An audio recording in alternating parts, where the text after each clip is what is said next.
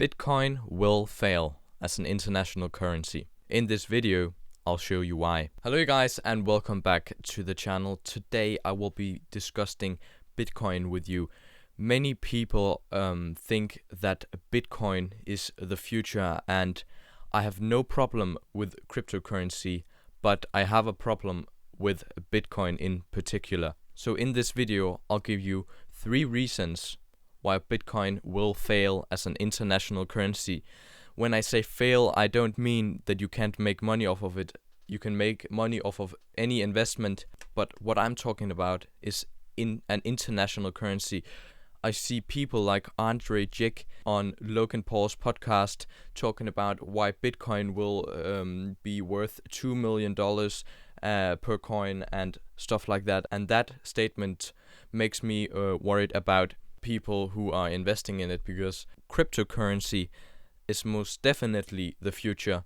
The thing is that Bitcoin is the oldest cryptocurrency, which means that it lacks a lot of the features that the new currencies are born with. You can optimize it a little bit, but it will never help enough.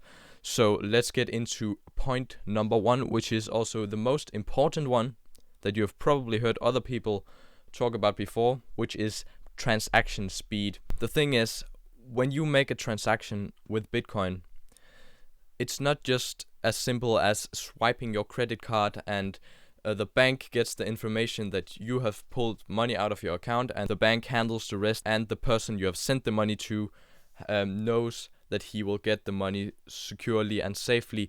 With Bitcoin, you have to mine it, and I won't get into that right now, but the thing is, it takes a lot of computing power to mine a Bitcoin.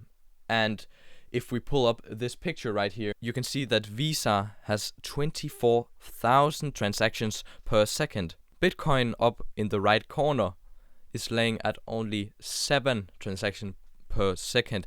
And if you just think to yourself, how can that ever be used as a global currency? Because 7 transactions per second, that is so little. And the thing is, you can wait from 10 minutes all the way up to 3 days. That is the main problem that will make Bitcoin fail as a global currency.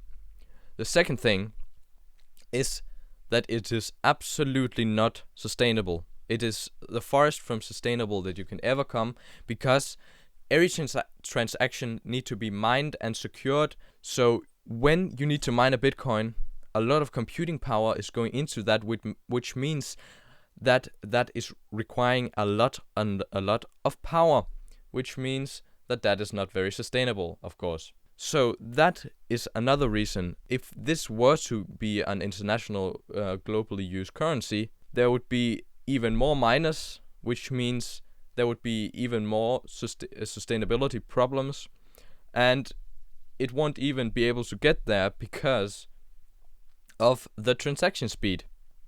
So let me now get to my third and final point, which is dangerous amounts of power. If this were to become a globally used currency, the miners would have the power of it, and the people with the most computing power would have the most power. And look at this picture right here. This is an estimation of hash rate distribution among the largest mining pools. And a mining pool is where a group of people are gathered with their computers. I could, for example, join a mining group, and I could say I would like to join in this pool right here. And then there's a huge amount of people and goes together to mine a Bitcoin. And then you get a tiny percentage of that Bitcoin. So here you can see all of these different kinds of pools that exists. There's also this big part right here that is unknown, which means we don't really know what's going to happen in there. And the scary thing is, if the unknown and F2 pool were to work together, I'm not saying, because F2 pool is of course many people, but we are not far from one person or one organization getting 51% of the power in Bitcoin, which means they have 51% of the computing power.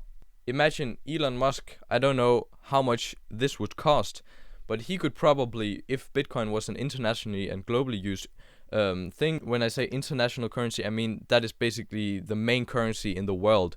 It could never become that because rich people could buy enough computing power on their own to basically dominate the whole crypto market. And that, of course, is a very, very bad thing. Okay, guys, so if you are invested in Bitcoin right now, I'm not saying go and sell it all if that is not what you want to do, but I'm just saying I think in 5 years Bitcoin will be absolutely worthless, and it will most definitely never be used as an international as the main currency in the world. It will never come to that stage where it can be used to buy groceries and stuff down in the store. And also one of the smaller, more psychological problems with Bitcoin is right now there is so few Bitcoins. Okay, maybe not few, but what I mean is they are so expensive that if you wanted to buy something down in the grocery store, you would have to pay with 0.1% of a Bitcoin, and there's just something that is not very satisfying about that. It's not a real problem, but other cryptocurrencies where have been printed a lot more from the beginning, which means that each coin costs like almost nothing. That would be a much better option because it would be much more like our normal currency that we are currently using.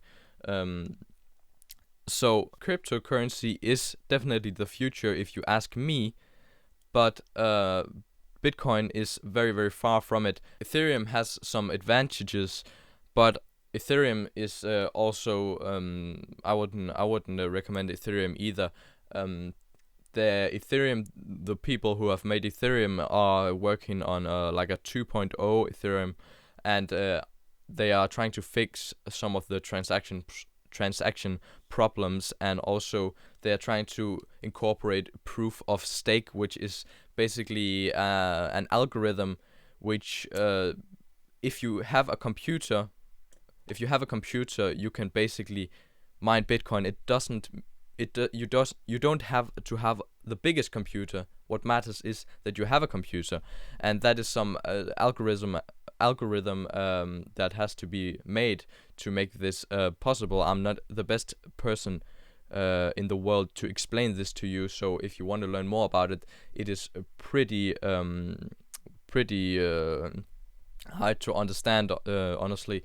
But proof of stake is the way to go, and if Ethereum 2.0 solves that problem and solves the transaction speed problem, I think they are trying to make 100,000 transactions per second, which is 4 times the amount that Visa had.